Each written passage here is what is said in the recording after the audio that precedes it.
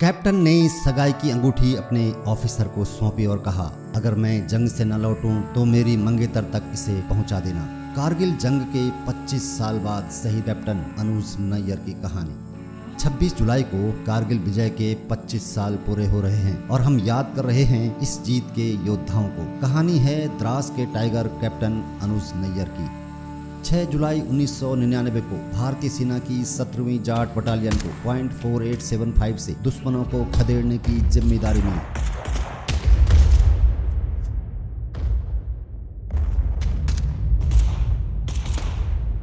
जब कंपनी के कमांडर गंभीर रूप से घायल हो गए तो कमान संभाली कैप्टन अनुज नैयर ने। ये माना जाता है कि सेना में लड़ाई पर जाने का मौका जिसे मिलता है वो बड़ा भाग्यशाली होता है, इसीलिए हम आर्मी ज्वाइन भी करते हैं।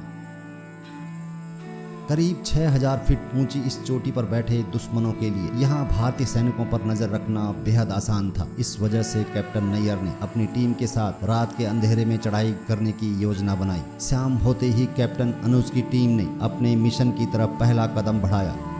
भूख प्यास की परवाह के बिना अनुज की टोली जाट बलवान जय भगवान के युद्ध घोष के साथ आगे बढ़ने लगी।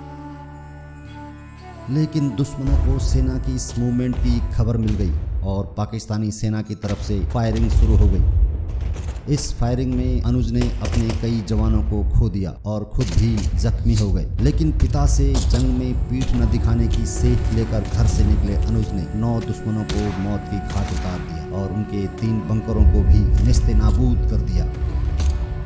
अब अंधेरा छटने लगा था और रोशनी बढ़ रही थी। साथियों ने रात होने तक इंतजार करने की बात कही, लेकिन कैप्टन अनुज तो जल्द से जल्द पॉइंट 4875 पर तिरंगा लहराना चाहते थे।